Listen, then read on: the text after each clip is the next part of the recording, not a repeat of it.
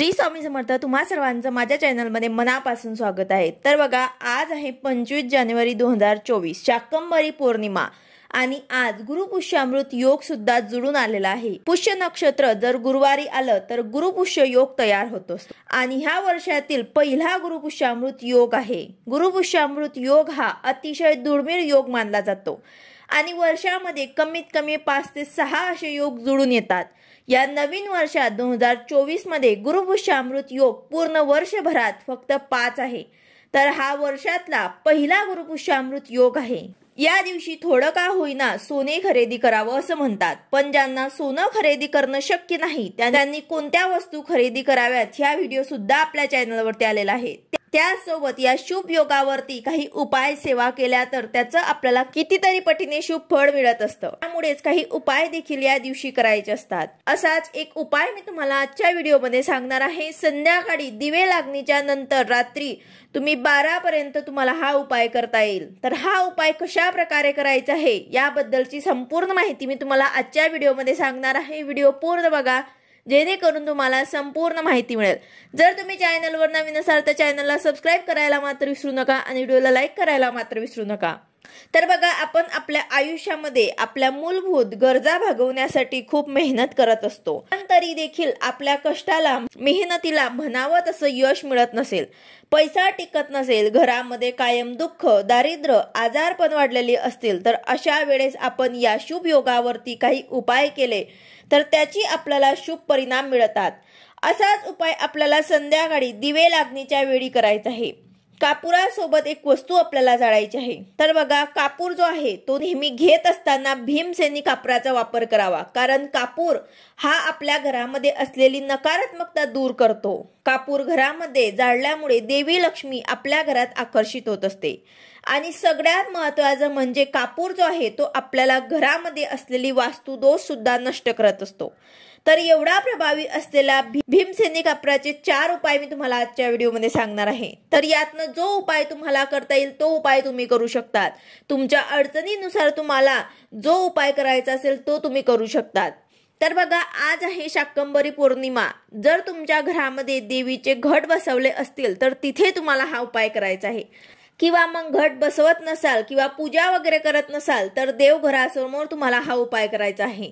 तर बघा, गुरुपुष्यामृत योग जो आहे तो आज सकाळी 8:16 सुरू झालेला आहे। तर आपण संध्याकाळी हा उपाय करू शकतात।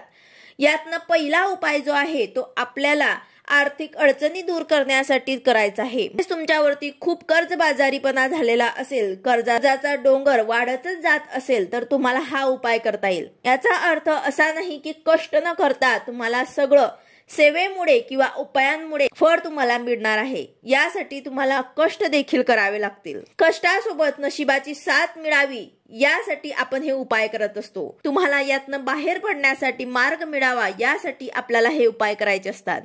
तर सगळ्यात पहिला उपायासाठी तुम्हाला 16 लवंग घ्यायचे आहे।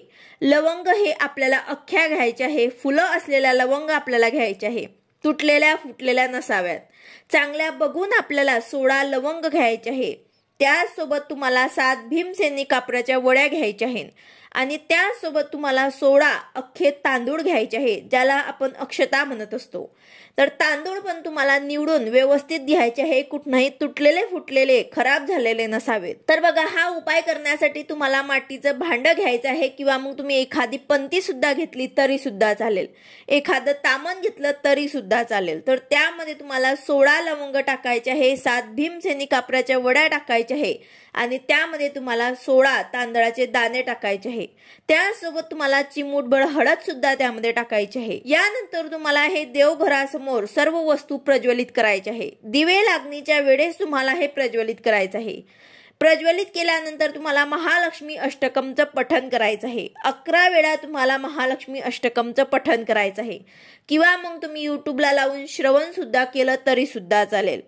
यानंतर तुमची जी काही इच्छा असेल, मनोकामना असेल ती पूर्ण व्हावी यासाठी तुम्हाला देवीला प्रार्थना करायची आहे। यानंतर आता दुसरा उपाय जो आहे तो तुमच्या आर्थिक समस्या, कर्जबाजारी झाला असेल, पैसा घरात टिकत नसेल, पैसा येत नाही, तर तुम्ही हा उपाय सुद्धा संध्याकाळी दिवे लागणीच्या वेळेस करू शकतात।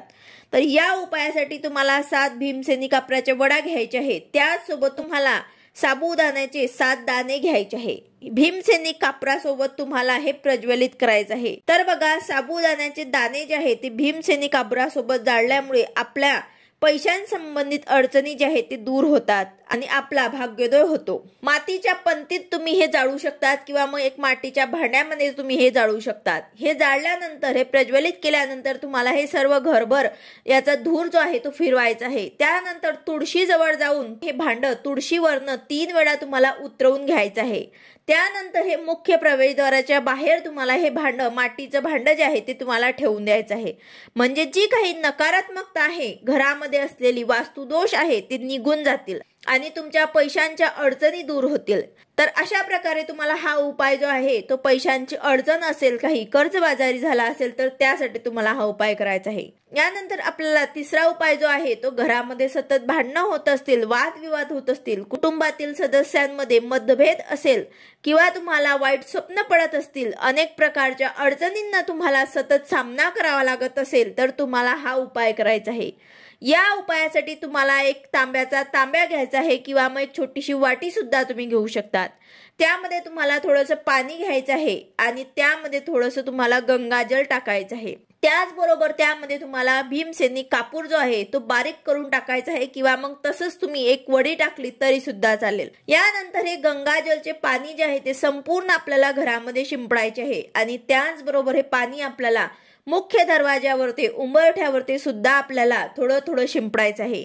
घराच्या बाहेर आपल्याला शिंपडायचं आहे, आपल्या अंगणामध्ये आपल्याला शिंपडायचं आहे।